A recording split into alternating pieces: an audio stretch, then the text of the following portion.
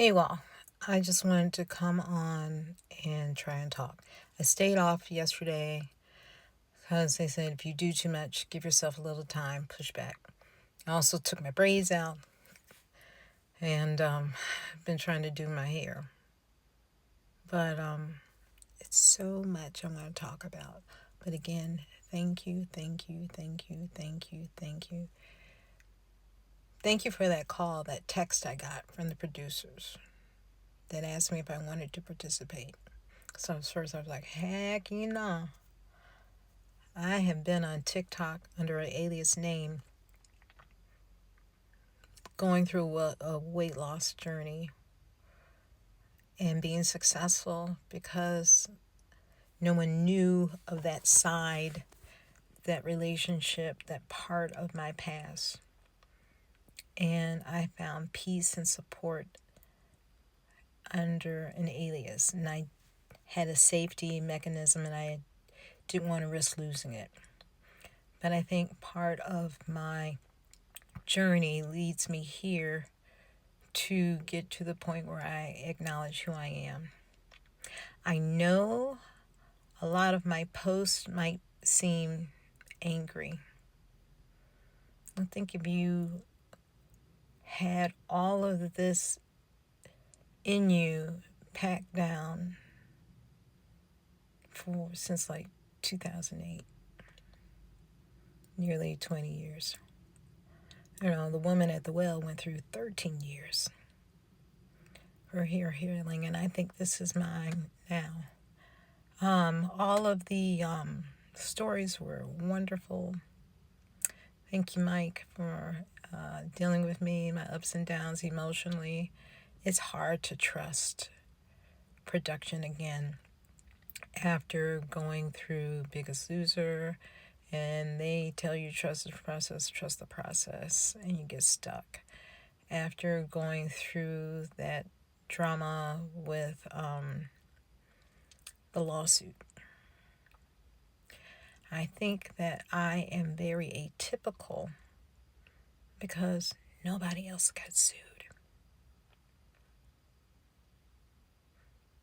Nobody else caught a case except me, and I believe that was intentional because we were starting to talk and it was a way of silencing us. We're starting to galvanize. And so they wanted to slap me, which they often do, the black woman, as the example, put her up there on the block and beat her down real good, and the other people will be quiet, right?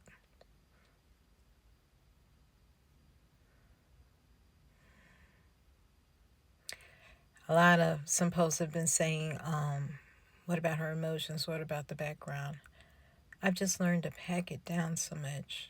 I'm a little afraid to bring it out. It hurts. It's a lot of pain. And thank you all, because a lot of your posts are helping me to live it and to understand it and to feel it and to feel actualized. I did not and I could not talk with family and friends. They were so ashamed. They shamed me so much. I was a laughing stock of family, friends, and community. And I was trying to do the right thing by the community. I wanted them to be proud. And I went in to correct stuff, and I came out with worse atrocities than I ever imagined. And they were like Goliath, and I couldn't fight them. I have a background in education. I have a background in policy. I have a background as being a rep who is supposed to, a mandated reporter. So I reported. And I was silenced.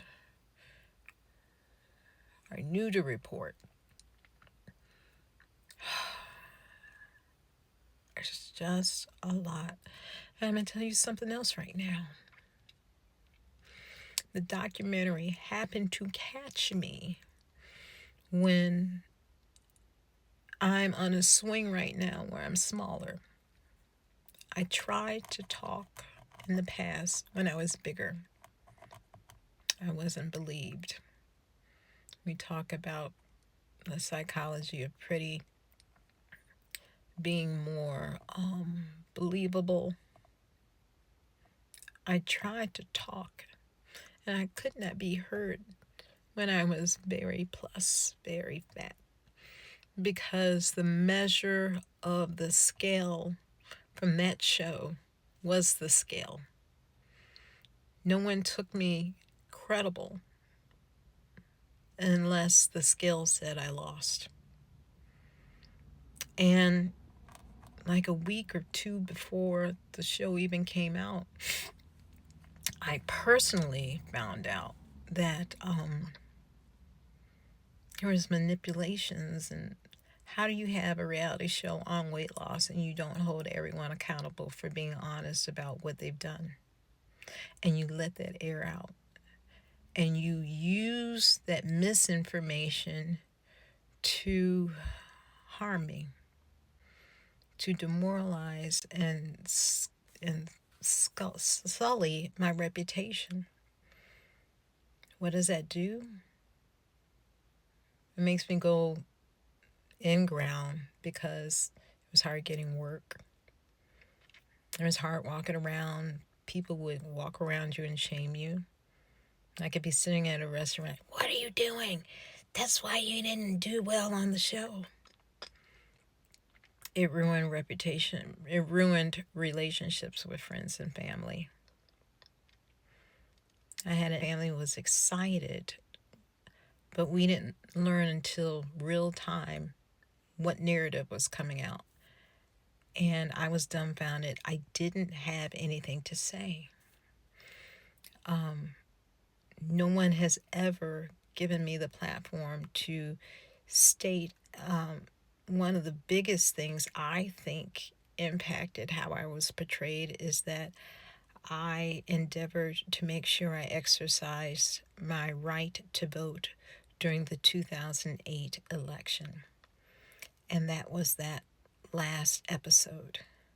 And I threatened to leave the show, to finally walk out. I put up with all this abuse, all this physical punishment, emotional, verbal, psychological. But I was not going to stand there and miss the election for the first time of an African American president. Never before in our nation.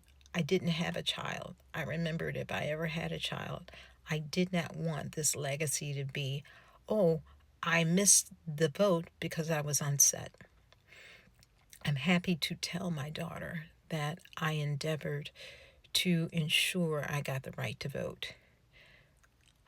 I'll try to give a video about that, but no one wants to talk about that backstory. It's not enough good drama for them. But for me as an African American, it's everything to me. I do believe because of that, perhaps my depiction was retaliatory. But I'm here now. You get to see things. I'm getting affirmed. It hadn't happened ever. I was able to finally have my mother look at the documentary. She felt better. I was able to have my father look at the documentary, and he felt better. Nearly 20 years of having a big subject in your life and nobody wanted to talk about, and people felt that it brought shame and dishonor, and you have the opportunity to get clarity on it. It's priceless. Thank you. Check out the show. Support the producers who made this happen. Thank you. Thank you. Bitbird TV.